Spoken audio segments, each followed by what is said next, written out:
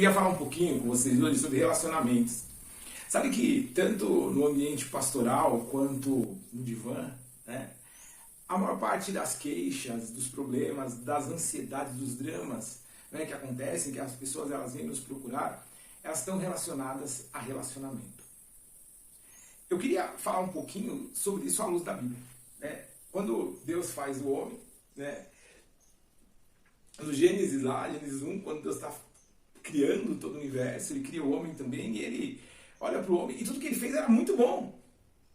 Mas quando ele olha para o homem, ele fala, falta alguma coisa.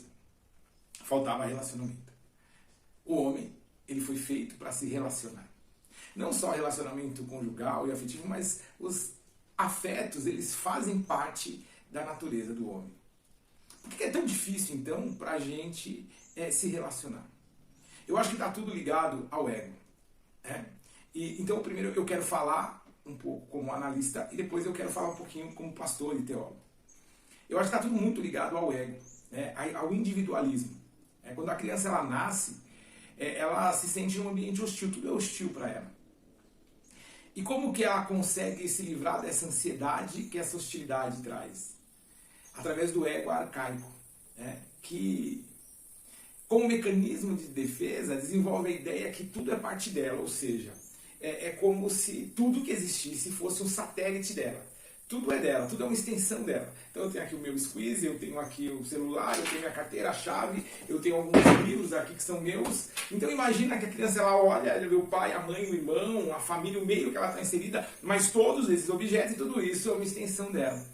E ela começa a criar a partir daí relações objetais, ela se relaciona com as pessoas como ela se relaciona com os objetos. O problema é que quando essa transição não é feita de uma forma tranquila, e via de regra isso quase nunca tem acontecido, essa relação objetal ela segue. E a gente vai tomando posse dessas pessoas com quem a gente se relaciona. Né? Então é tudo posse minha. É muito louco, né? Essa relação de posse, onde, por exemplo, eu não consigo viver sem o outro. Como assim? Você é meu filho, você vai fazer a coisa do meu jeito. Você é minha esposa, é o meu marido. Meu amigo. Essa questão do meu foge do pertencimento. Existem duas situações, né? A de eu pertencer ao meio, né? Então eu pertenço àquela família, eu me correlaciono, eu me conecto com todos. Eu pertenço àquele grupo de amigos, eu me relaciono, eu conecto com todos. Eu pertenço àquele relacionamento conjugal, eu me conecto com a minha esposa, mas existe aquela sensação de posse, que é diferente. E essa confusão entre pertencer e ter é que causa os maiores problemas do relacionamento. Um outro ponto que é muito forte nessa questão dos traumas e transtornos e confusões no relacionamento está ligado muito ao isolamento, à incapacidade que eu tenho de comunicar com o outro. A maior parte das vezes que eu vou levar uma questão, às vezes não é exatamente aquilo que eu quero falar. Mas muitas vezes eu não sei exatamente o que eu quero, ou eu tenho medo de magoar, de frustrar as pessoas. E aí eu não falo tudo o que eu queria falar. E eu vou guardando e aquilo vai acumulando. E não tem jeito, uma hora aquilo vai explodir. Sabe, se eu colocar mais lixo do que cabe num saco, ele vai estourar. E isso acontece com as nossas emoções também. Então qual que é a saída disso? Né? Mas antes de falar da saída, eu quero falar de um terceiro ponto. Então o primeiro ponto é essa confusão entre pertencer e ter. Eu pertencer a um grupo, eu pertencer a essa relação conjugal, eu pertencer a essa família e eu ter a posse dela, ela ser meu objeto, que é meu e ninguém pode pegar.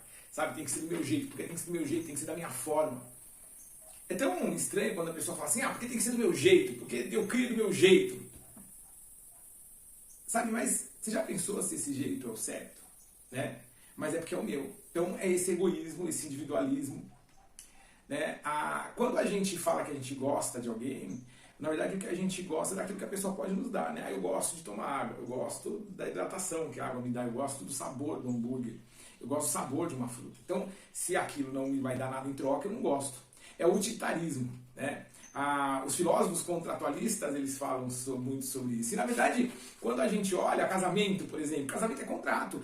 E não só um contrato nupcial que a gente assina, mas um contrato virtual que vai sendo escrito cláusula a cláusula, a partir da cessão de cada um, a partir da imposição de cada um. E a gente não vai percebendo isso e vai assinando sem ler. E lá na frente a gente vai ter um problema muito sério. Sabe, quando a gente olha isso à luz da Bíblia, né, também, aí a gente pode ter algumas informações que eu quero tratar aqui bem no âmbito da fé cristã. Né? Lá em Gênesis 3, o que acontece é que uma das consequências, eu tenho um amigo muito amado, Gabi, ele fala decisão, decide destino. E uma das consequências da decisão de Eva e de Adão de comerem do fruto, né, de Adão de não estabelecer o propósito para o qual ele havia sido gerado, de ser o cara que ia carregar a cultura, que ia cuidar, que ia guardar a mulher, né? Ele deixa ela se expor àquela situação. Houve a separação. Agora o homem vai se opor à mulher, e a mulher, o homem vai querer dominar a mulher vai se opor, e essa relação de confusão. E isso não é fruto de uma maldição, não, são consequências das nossas decisões. São as nossas decisões. Sabe, é o nosso egoísmo que faz a gente querer sabe aquela frase, farinha pouca, meu pirão primeiro? Então a gente está sempre querendo fazer o nosso pirão. E não existe uma entrega no relacionamento. Sabe? É interessante quando a Bíblia fala primeiro sobre casamento. O apóstolo Paulo, ele tem uma sacada tão grande que as pessoas, ou não sei se elas têm dificuldade para entender, porque não conseguem... ou vão ouvindo, na verdade poucas pessoas leem e estudam o que está ali, elas vão ouvindo falar e vão... Mas o apóstolo Paulo fala assim, olha, mulheres, vocês têm que ser submissas aos seus maridos, né? Andar sob a mesma missão que ele. Nossa, mas o homem vai ser, mandar... Não, na sequência, olha o que Paulo fala. Maridos, vocês têm que estar dispostos a morrer por elas, tomar uma bala por elas, ser crucificado por elas. Percebe uma relação de entrega mútua? É esse o ponto. E nessa entrega, eu preciso colocar também as minhas dores, os meus traumas, as minhas fantasias e falar assim, olha, eu sou tudo isso aqui. Sabe? No relacionamento pais e filhos, a gente esquece um detalhe muito importante. Quando o nosso filho nasce, e eu falei lá no começo, que todo ambiente e as pessoas são hostis, né, ao indivíduo, ele também é estranho a nós. Então, a gente pega, por mais que tenha sido gerado da barriga da mãe, que tenha o sêmen do pai, é um estranho. É um indivíduo estranho. É um forasteiro que chegou em casa. E que eu quero amar e quero acolher. E como que eu vou fazer isso? Não a partir do que eu acho, mas a partir do conhecimento. Eu vou criando, eu vou ensinando, eu vou treinando e eu vou conhecendo.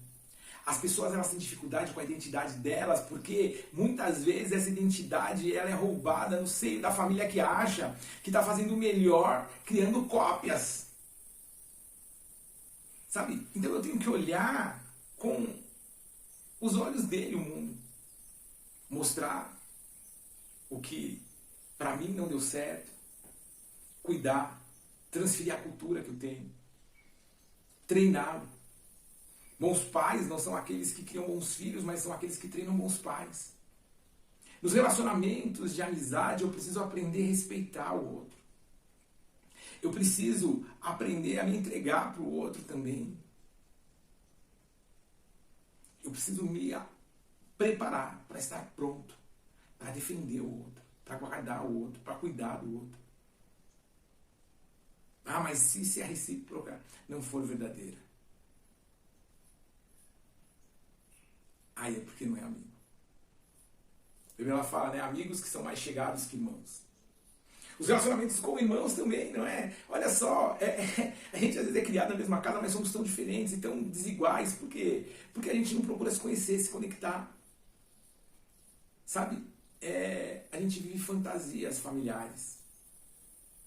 O que é fantasia familiar? É algo que eu crio. Eu crio um ideal de família.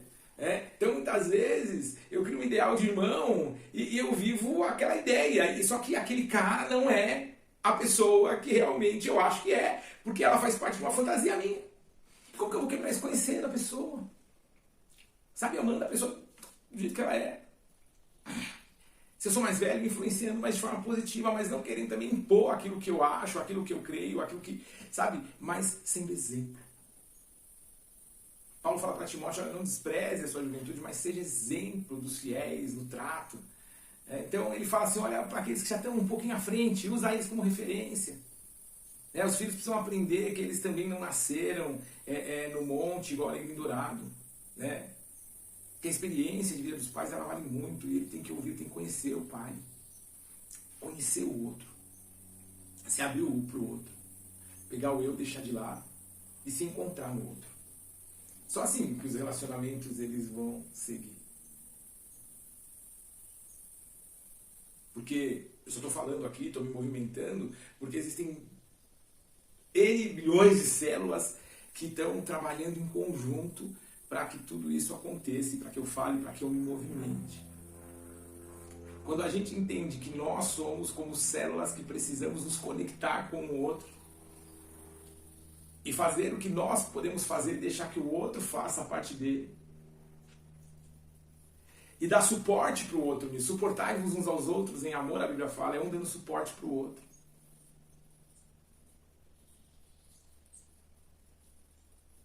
Sabe, a gente precisa olhar e se espelhar, mesmo se você não acredite na Bíblia.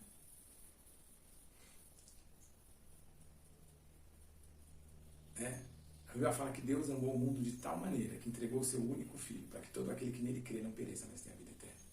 Usa esse versículo de forma comportamental. Não espere do outro, se entregue para o outro. Mas se isso não for recíproco? Sabe? Segue sua vida e vai se conectando com outras. Sabe? Mas o fulano me magoou. Perdoar não significa andar junto novamente.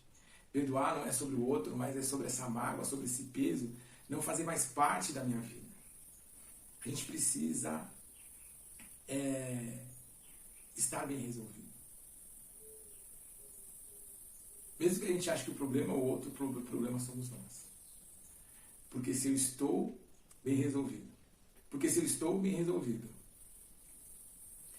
nada vai poder me frustrar.